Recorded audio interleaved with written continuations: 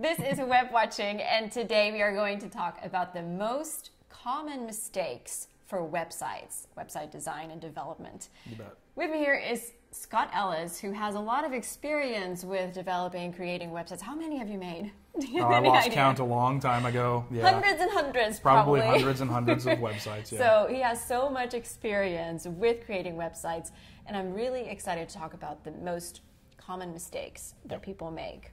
So the first thing is your hosting, right? Absolutely. Hosting is one thing where people kind of mess it up really fast, to be honest. Why? What's wrong with hosting? I mean, how can you go wrong with hosting? Well, there's a lot of ways you can go wrong with hosting, but I think the mistake that people make is they get lulled into what's cheap. And if you have a business website, now again, I'm not talking about, hey, I'm putting up a site so I can show my grandma my pictures and she can look at them. Right. That's different. Do whatever you want there. But if you're building a business website or a site that is for your business, whether it's purely online or for your brick and mortar store, everybody's on a budget. I get that. Yeah. But hosting isn't the place to skimp. If you're on a $5 hosting or a $10 hosting plan with most of the big hosts, I'm not going to call anybody out by name, but you know who they are. We all know who they are. Really what happens is that your website gets put on a server with thousands of other websites. Right. Because the vast majority of those websites will get little to no traffic. If you're on a server with that many websites and any of them start getting any significant amount of traffic, it's going to slow it down for everybody else. There's typically a lot of security issues with those servers. And the performance just isn't going to be there. So what you really want to do is look for a more dedicated type of a host. And that doesn't mean that you have to have a dedicated server necessarily. But there are hosts out there. For example, Synthesis, which is at websynthesis.com, is a dedicated WordPress and Genesis host. Okay. Now, you're going to spend more money with them. You're going to spend, I think at the bottom end, around $27 a month. But it's extremely secure. It's extremely fast. It's very tailored to running WordPress on that server infrastructure. One of the reasons you want to do that is SEO and usability. So if I go to somebody's website and it loads really, really slow, yeah, a couple of seconds, most people are going to click off. They're just not going to wait that long. Right. We don't have 10 seconds. No, we really waste don't. that time. I'm in a hurry. I'm important. I have coffee to drink. I am important.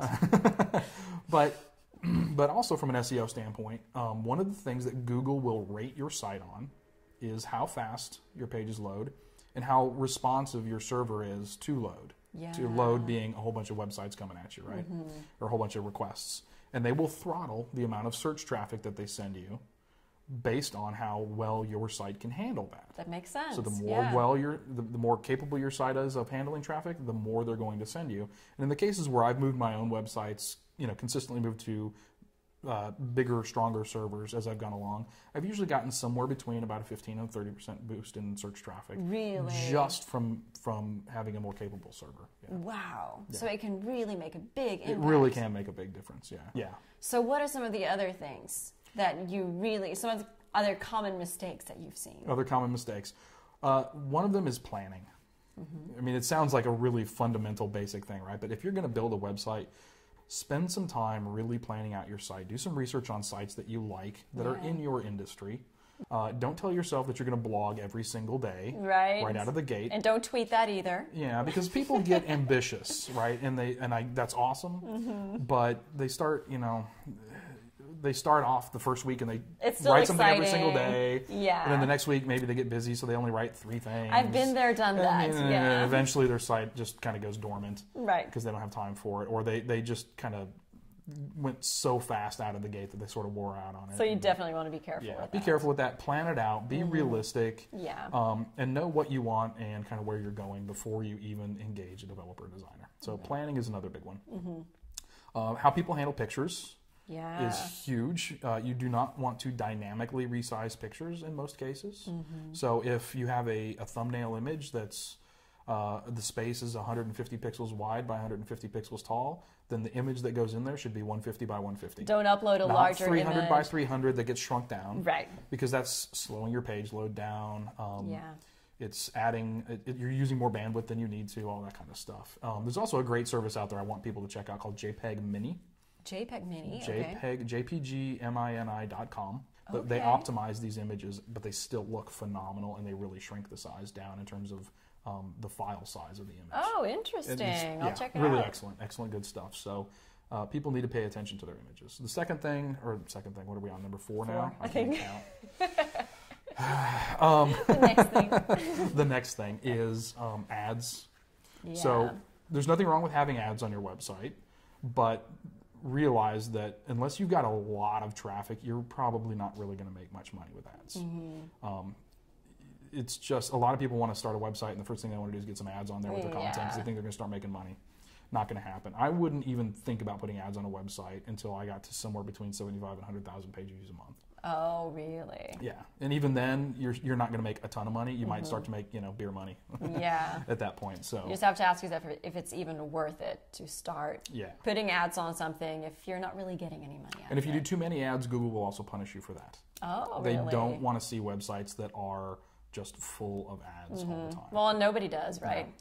Yeah, it's just bad for the users. It's bad for everybody. So Google will slap you down for that. So it's something to be very careful about. Yeah, we want to be nice to Google. Yeah, so don't worry about the ads. There are a lot of other ways you can make money off your website, and a lot more money than running ads. We should talk about that tonight. That's another. That might be a good future conversation. I know. Future episode. You guys don't like money or anything, do you? Yeah, who does? Who wants to make money at this? How about content? Content. That's ultimately what it comes down to. Pretty designs are awesome. You should have an aesthetically pleasing site. Sure. But you got to have good content. You got to have stuff people are interested in either viewing, great videos like this, or stuff that people want to read, or if you're photo intensive, great pictures. And but make it keeping fresh, it fresh right? all the time. You want new stuff going up.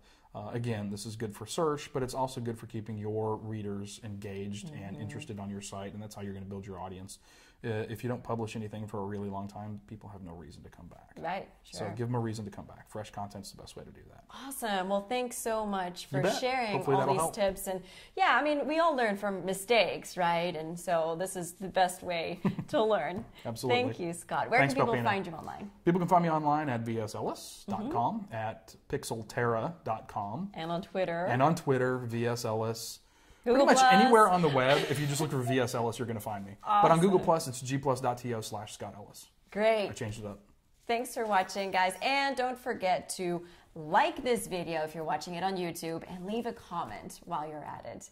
Thanks for watching. Dewey. Yay. Beat you to it. Yeah, you did. That's my only Dutch word.